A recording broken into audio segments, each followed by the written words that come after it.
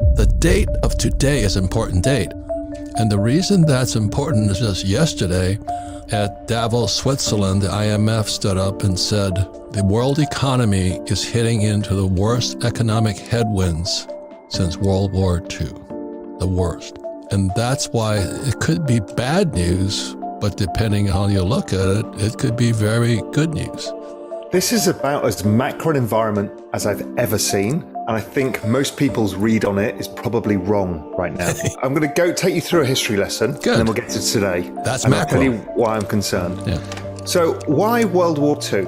World War II was a fascinating period because, like COVID, the entire world had basically been stuck at home or been on battlefields. Everyone came back. There was no supply of commodities and goods. Global supply chains were broken and everybody came back and started consuming again. And guess what? Inflation went up to 13% or something, maybe even higher. And that period was fascinating because interest rates went up. And the first thing that happened was the economy went straight back into recession and inflation went negative. Because it was a massive tightening of monetary conditions. You raised the cost of goods on people and didn't raise their salaries enough. People couldn't get the goods that they wanted, exactly like now, and everything collapsed. So we went back into recession and then eventually some better times. And I'll come back into the 1940s and 50s because I think it's a really important parallel that most people misunderstand. The next time we saw anything remotely like this was 1974. A lot of people tell you it's the 70s again, inflation. Well, the inflation episode we had in the late 70s was driven by demographics. That was the baby boomers entering the workforce all at the same time. It was the largest demand shock the world had ever seen. And we had a supply shock of this oil crisis of the Arab oil embargo. That's not repeating now. What is actually more similar is 1974. 1974 was the Arab oil embargo. The price of oil tripled and interest rates went up, inflation shot up, and the immediate effect was the economy went down the toilet. Almost do not pass go. The stock market fell 50%, and the ISM survey, which is a good guide to the business cycle, anytime it crosses below 50, suggests the economy is getting weak. A recession comes at about 47. It hit 30, which was the lowest in all history. And it happened in a space of 4 months, based on exactly the same kind of setup we've got now.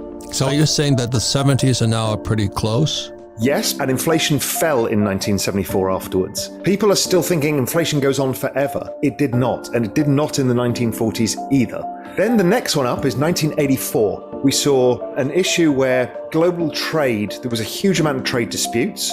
The dollar was pretty strong, like it is now. Interest rates were going up and inflation was high. And everybody was fearing, looking back and saying, oh, we don't want the early 80s, late 70s again, the inflation. So Volcker was tightening rates too much and the economy collapsed. It didn't go to recession because the Fed quickly started cutting rates, but the dollar went up a lot more and created a lot more problems. We ended up with the Plaza Accord in 1985 when everybody had to stop the dollar going up from destroying the global economy.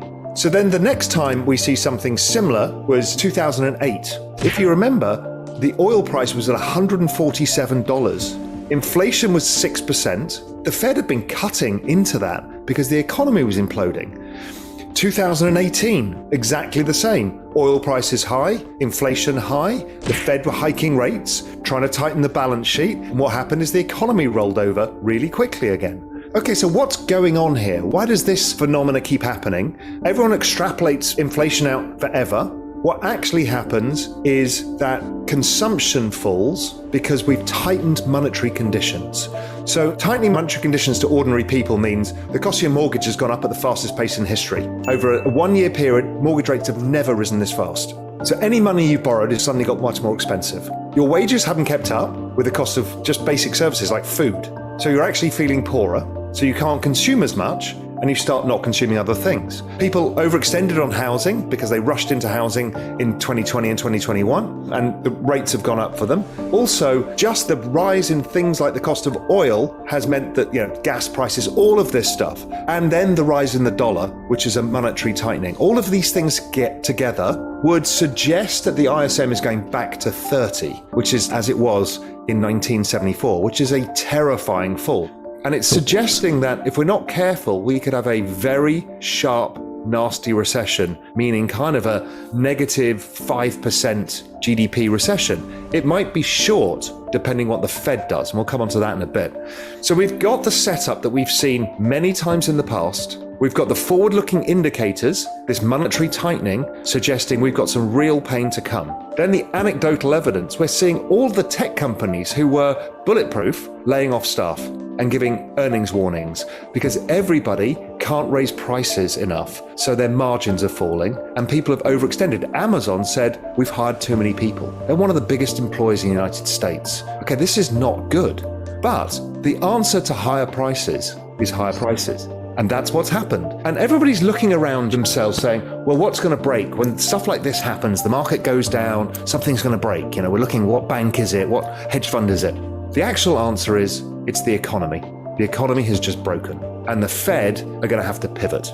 And that's what the IMF is saying in Davos yesterday. They're saying, and it's dead right, the monetary conditions that we've imposed on corporates and people is the biggest tightening in all history.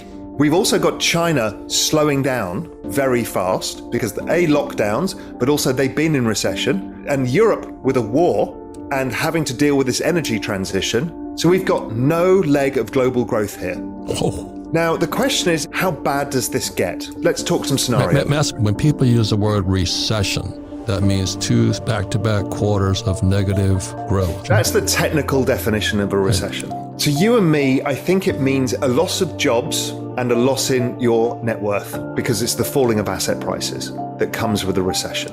What's the possibility of sliding to a depression? So depression, I would suggest, is a much longer, more extended period. I don't think that can happen right now. Now, I don't say that with certainty. I never do. Talking probabilities. The reason being is there's one piece of magic, the Fed balance sheet. The Fed balance sheet disguises all bad things because what it does is when they print money, it lowers the purchasing power of the dollar. And most of the central banks at the same time do it. And people always think it's going to be inflation is what it leads to. It leads to something much more pernicious and evil, which is the debasement of currency. And what that does, how it manifests itself, is all of these scarce assets, equities, real estate, gold, crypto, go up a lot.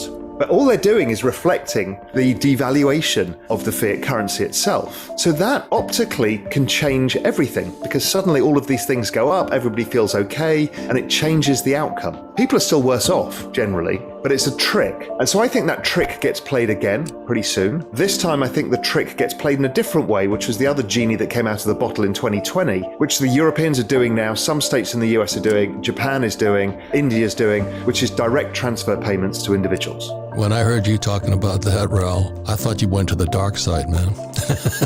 MMT, UBI, and all that stuff, which is to me Marxist. But you're also looking at it from the humanitarian side. Regardless of what our political or economic views are, this is what is going to happen. So we have to judge it with that lens, not how we would like it to be, but what it will be and what the probabilities are. I look at the emptying office spaces because people are not going back to work. I mean, this is not an ordinary recession. Apple says they're not going to go back to work. All the office buildings empty, and residential real estate depends upon jobs.